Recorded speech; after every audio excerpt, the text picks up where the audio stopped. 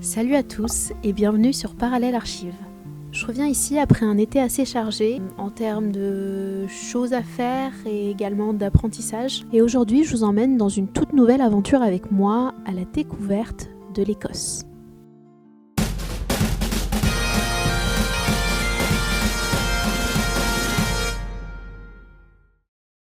Ce voyage que je vais vous présenter aujourd'hui, j'y ai pensé des dizaines de fois ces dernières années et j'en ai littéralement rêvé.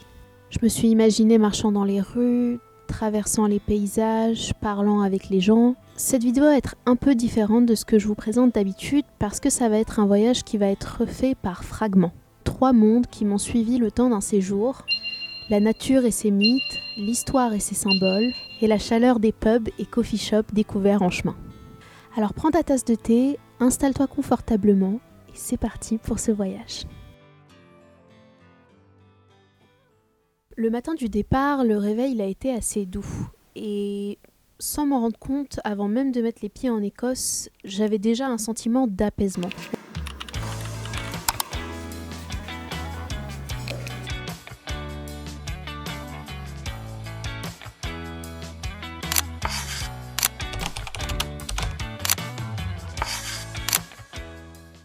J'avais 2 mini-défis dans ma tête, de choses que j'avais jamais fait en voyage solo. C'était, dans un premier temps, prendre l'avion.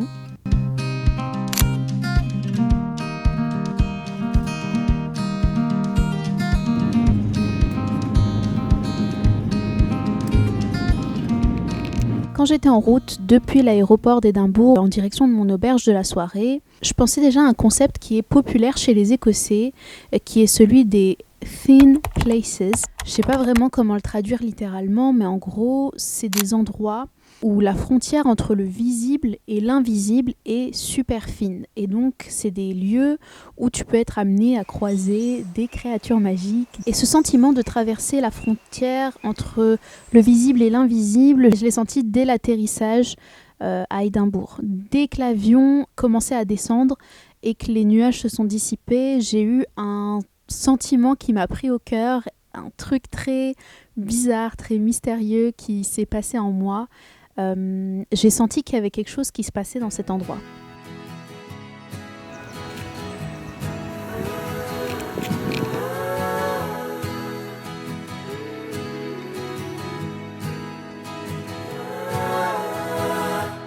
Nobody saw us in the hotel lobby,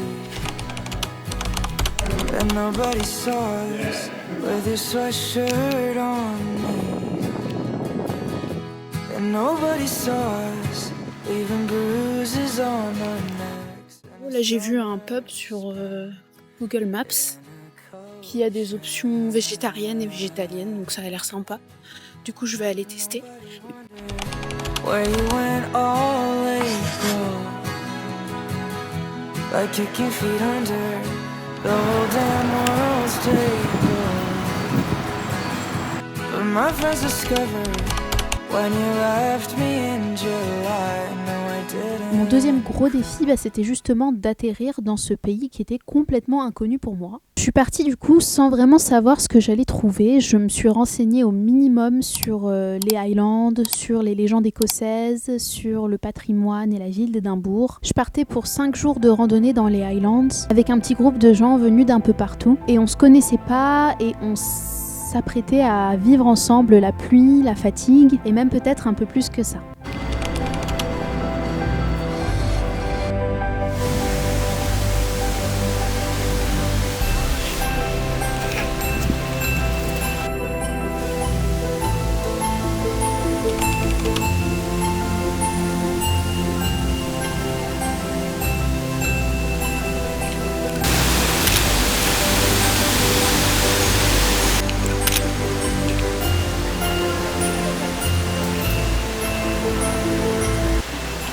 Il y a une vérité dans la marche. En fait, il y a toujours ce moment où tu ne penses plus à ta destination, où tu marches, tu essayes de faire attention à ne pas glisser, à garder le contrôle de tes pieds, le paysage bouge en même temps que toi. Et ensuite, tu arrives au sommet, tu arrives à ta destination, tu lèves les yeux et puis tu t'es face à un paysage qui est fou, quoi. Tu es face à quelque chose qui te dépasse complètement, qui te fait sentir minuscule et à la fois fort, tu vois.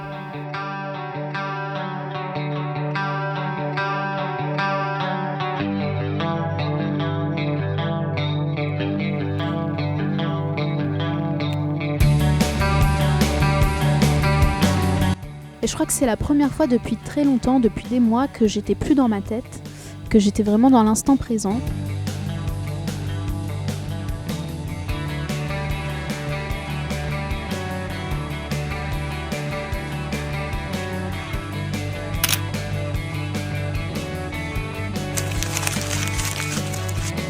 Le matin, quand on se réveillait, on était tous KO. On se regardait dans le blanc des yeux, il n'y a personne qui parlait à la table du petit déjeuner. Et ensuite, on enfilait nos chaussures de randonnée et surtout, on voyait la brume qui recouvrait tous les paysages qu'on traversait. Et ça, c'était absolument magique. Je pense que quand on rêve, on planifie, on se projette dans un voyage aussi longtemps que je l'ai fait, en tout cas pour celui-là. On finit par se sentir complètement à sa place une fois qu'on est dans le pays concerné. J'ai vraiment eu ce truc de... t'es chez toi, tu peux prendre le temps, tu peux marcher dans les rues sans forcément te dire que tu vas bientôt repartir, juste prendre le temps de vivre le truc.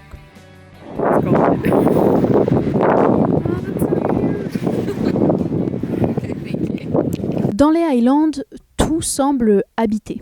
On dit que les fées vivent dans les cascades, on appelle ça des fairy ponds, et qu'elles se montrent seulement à ceux qui ne les cherchent pas.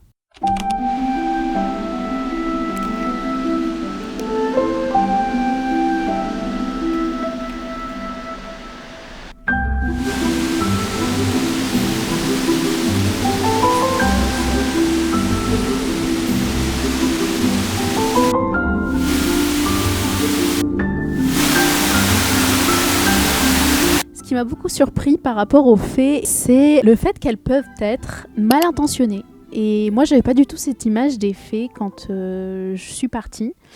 Et en fait, si. Les fées, dans les mythes celtiques en règle générale, c'est des créatures déjà qui se déclinent de plusieurs formes, qui peuvent prendre la forme d'humains et qui peuvent être soit bienveillantes, protectrices de la nature, discrètes, soit maléfiques, mal intentionnées, piégeuses.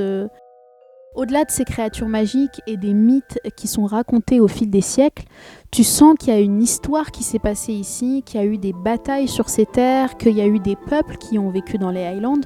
Comme j'en savais pas beaucoup sur l'histoire écossaise, je me suis arrêtée à la première librairie que j'ai trouvée à Portree pour pouvoir du coup en apprendre un petit peu plus sur les mythes et les légendes d'Écosse.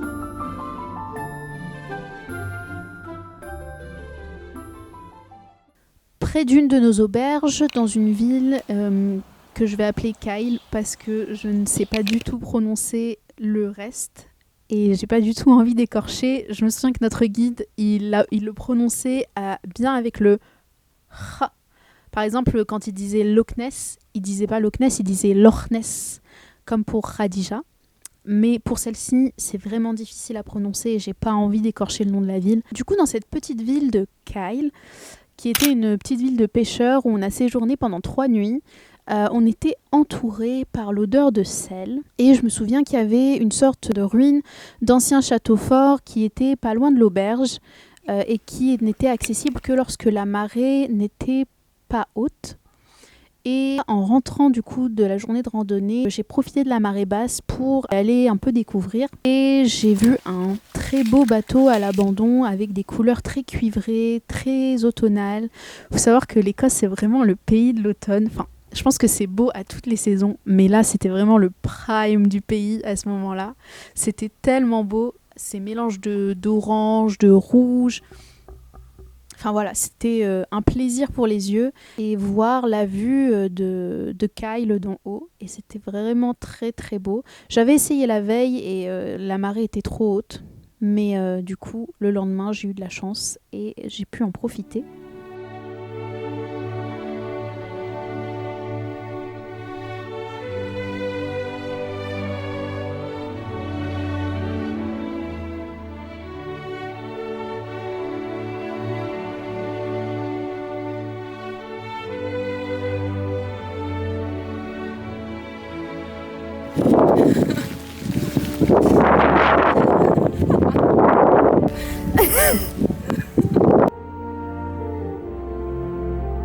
Quand je suis arrivée en haut du Old Man of Store, j'étais à nouveau complètement épuisée, complètement gelée, je me souviens. Il y avait une sorte de tempête ce jour-là et il y avait de la brume et en fait le vent allait dans tous les sens. Donc quand on marchait vers le sommet, on avait le vent en pleine face et quand on descendait, on avait le vent en pleine face à nouveau.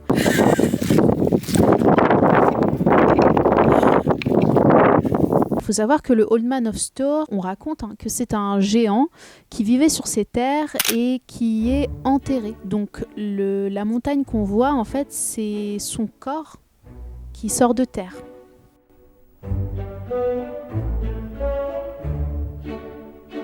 Chaque soir, avec le groupe de randonnée avec lequel j'ai vécu pendant les 5 jours, on se posait, on allumait un feu et on profitait de ce moment-là pour justement faire le récap de la journée. Et ce que je ressentais à ce moment-là de plus fort, c'était vraiment de la gratitude, d'avoir le luxe de rencontrer des gens qui viennent d'un peu partout. Il faut savoir que le groupe, même s'il y avait beaucoup d'anglophones, il était assez hétérogène. Il y avait des Néo-Zélandais, des Australiens, des Anglais, des Américains, des Japonais, il y avait un Philippin aussi, des Néerlandais. Et je suis vraiment contente d'avoir rencontré ces gens parce que on a partagé énormément de choses pendant ces 5 jours et c'était vraiment des personnes hyper sympathiques.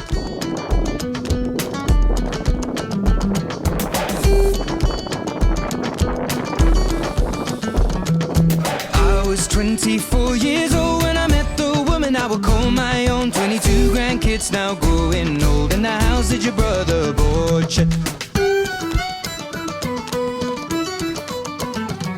On the summer day when I proposed, I made that wedding ring dentist gold. And I asked her father, but her daddy said no.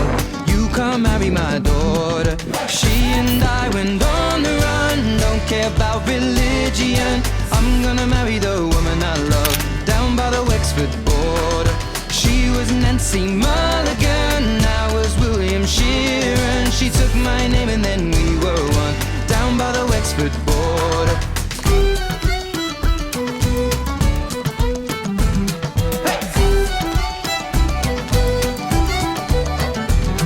Well, I met her at Guy's in the Second World War and she was working on a soldier's ward. Never had I seen such beauty before. The moment that I saw her, Nancy was my yellow rose and we got married wearing borrowed clothes. We got 8 children now growing old, 5 sons and 3 daughters. She and I went on the run. Don't care about religion.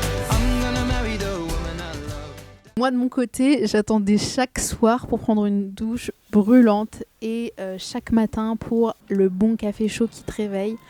Et je me rendais compte en fait que même si je suis super reconnaissante de ces choses-là quand je suis chez moi, les sentiments ils sont complètement décuplés quand t'es loin de chez toi et quand t'es dans ces conditions-là. Et ce sentiment de gratitude, il n'avait pas de prix, quoi. C'était vraiment génial. Pour en finir avec le petit groupe, il faut savoir aussi que le fait d'être avec eux pour le début de ces jours, ça m'a obligée en quelque sorte à sortir de ma carapace, à sociabiliser. Et du coup, ça m'a obligée à avoir des conversations en anglais et c'était vraiment génial. Et j'avoue que je leur ai piqué plein d'expressions. Ensuite, quand j'étais toute seule sur Édimbourg, pour un petit peu flex et faire la native quand j'étais là-bas. Ensuite, du coup, le groupe s'est séparé quand on est retourné à Édimbourg. Et puis, c'était mon moment à moi de découvrir pour plusieurs jours la ville, et cette fois-ci seule.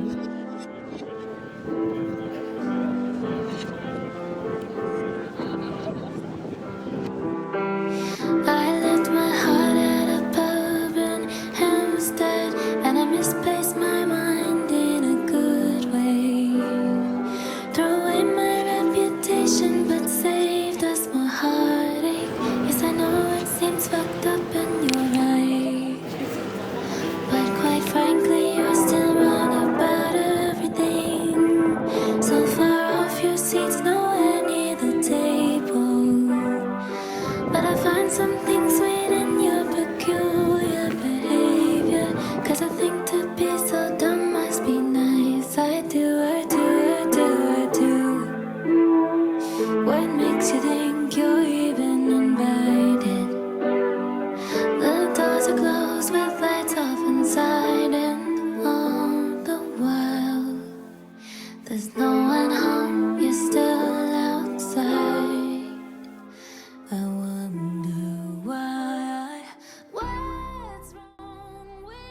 Ici, les musées, ils sont pensés pour qu'on s'y sente bien. Il y a de l'espace, de la lumière, de la douceur. J'adore les musées, que ce soit en France ou à l'étranger, mais il faut savoir un truc, c'est qu'au Royaume-Uni, j'ai vraiment vu qu'il y avait une différence. Il y a une différence en fait dans l'accessibilité aux œuvres d'art. Ici, tout est pensé pour inclure le plus grand nombre de publics.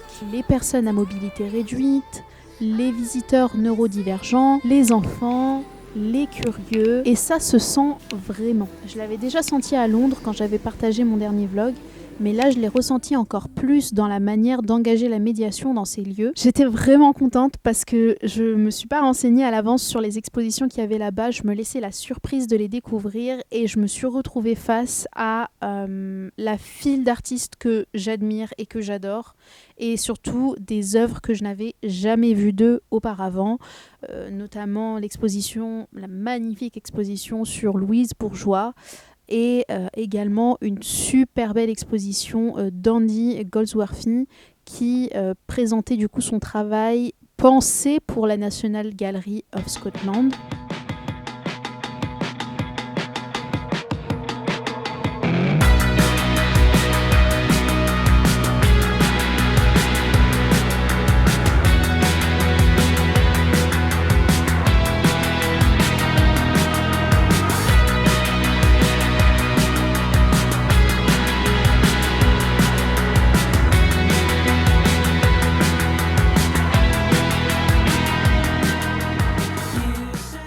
Son exposition, elle est faite sur le lien entre la nature et le geste humain. Et ce que j'aime chez Goldsworthy, c'est l'idée que la nature, dans sa globalité, c'est un matériau vivant. J'ai aussi découvert beaucoup d'artistes que je connaissais pas, des artistes assez classiques du 18e, 19e siècle, des peintres écossais.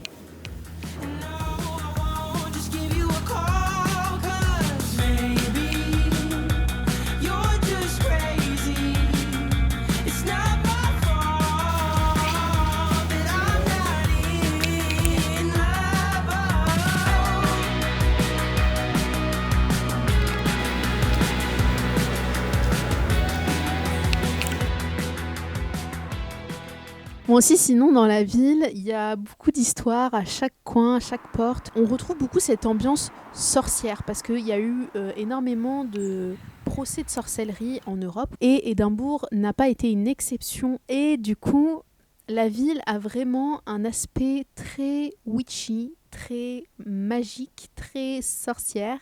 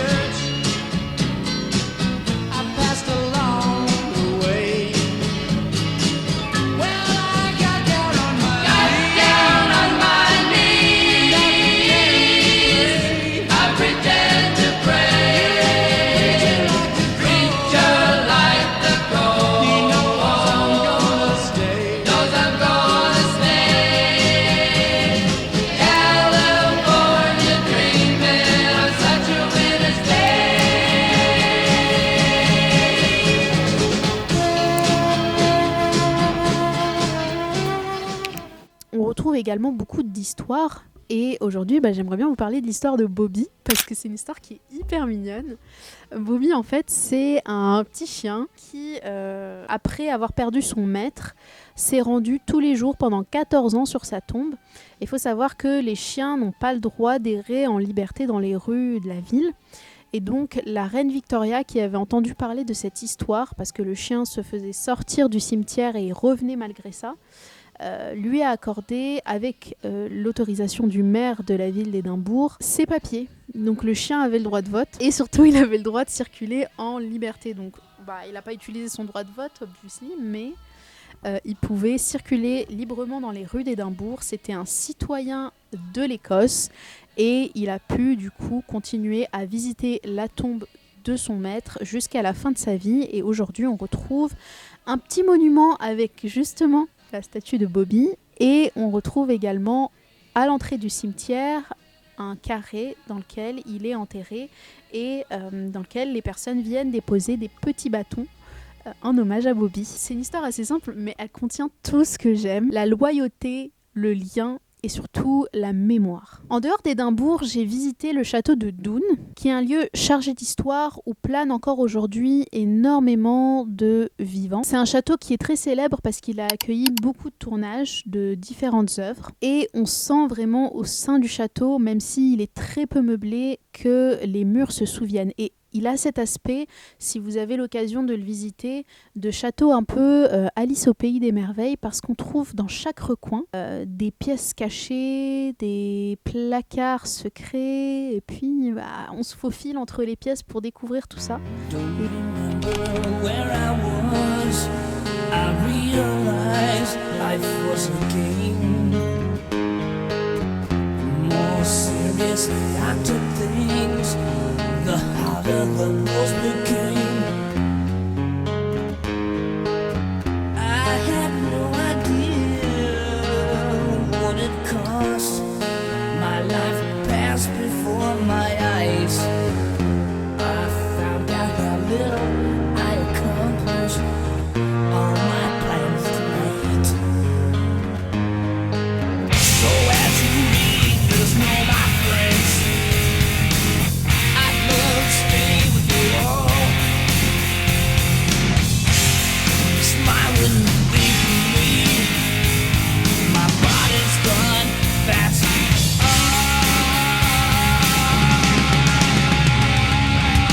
À tout le monde, à tous mes amis, je vous aime, je dois partir. These are the last words I'll never speak. They'll set me free. If my heart was still alive, I know it would shiver. Édimbourg la nuit, c'est une ville de fantômes et de poètes. J'ai marché longtemps dans ces ruelles en me disant qu'ici, chaque pierre a dû entendre un secret. Après tant d'histoires, j'avais besoin de chaleur. Et en Écosse, la chaleur, elle se trouve dans les pubs et les coffee shops. Alors tu vas me dire, oui, mais Khadija, en Écosse, en Angleterre, peu importe, un pub, c'est un pub. Tous les pubs se ressemblent.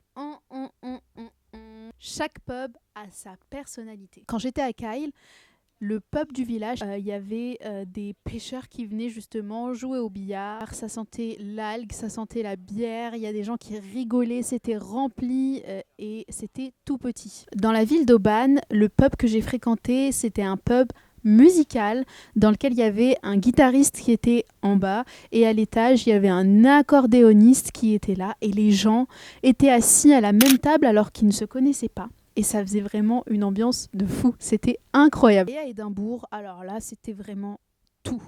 Des matchs, du karaoké. Il y a des pubs qui sont assez emblématiques dans la ville d'Édimbourg et qui racontent des histoires au-delà de leur façade. On trouve au cœur de la vieille ville un bar qui s'appelle le Maggie Dickinson's, qui est un pub au nom de sa première propriétaire, une femme qui était condamnée à la pendaison et qui a survécu à cela. Alors pour t'expliquer très rapidement, elle a fait un crime, elle a été condamnée à la pendaison sur la place publique, elle a été pendue et en direction du cimetière, elle s'est réveillée dans le corbillard.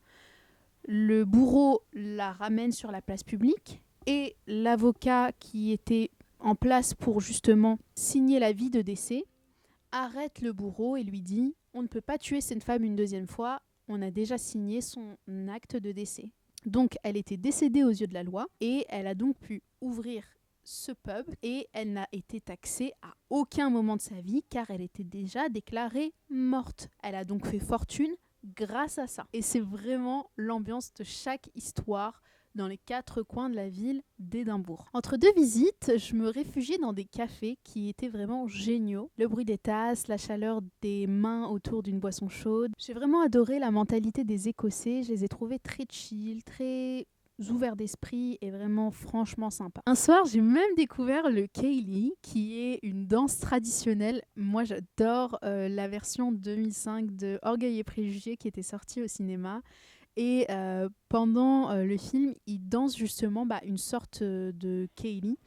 Et là, j'ai pu le faire en vrai avec des inconnus et c'était tellement drôle, on a tellement ri. Je crois que vraiment ce qui m'a le plus marqué dans ce pays, au-delà de la beauté des lieux, c'est vraiment la gentillesse des gens. Je me suis souvent retrouvée seule, mais j'étais jamais solitaire. Et il y a vraiment une forme de paix dans ces moments-là. Quand plus rien n'est urgent. Et comme d'habitude, j'ai eu envie d'écrire pendant ce voyage. Pas vraiment pour raconter un récit, mais juste pour pas oublier ces expériences et ne pas oublier ce que j'ai ressenti à l'instant T. Et puis ensuite, le silence revient entre deux mélodies de cornemuse, comme une couverture qu'on remet sur soi. Sur le chemin du retour, avant de retrouver Paris, le paysage défilait comme un rêve que j'arrivais pas à retenir. J'avais l'impression d'être redevenue entière. Quand je reviendrai à Édimbourg, tout me semblera plus familier, je pense. Les rues, les visages et même la pluie. C'est comme si ce voyage m'avait changé, mais que sa magie, elle, ne bougera pas. Je repense à la nature, à la brume qui m'avait appris le silence, à l'histoire qui m'avait appris à regarder autrement, et à la chaleur des pubs qui m'avait appris à m'arrêter.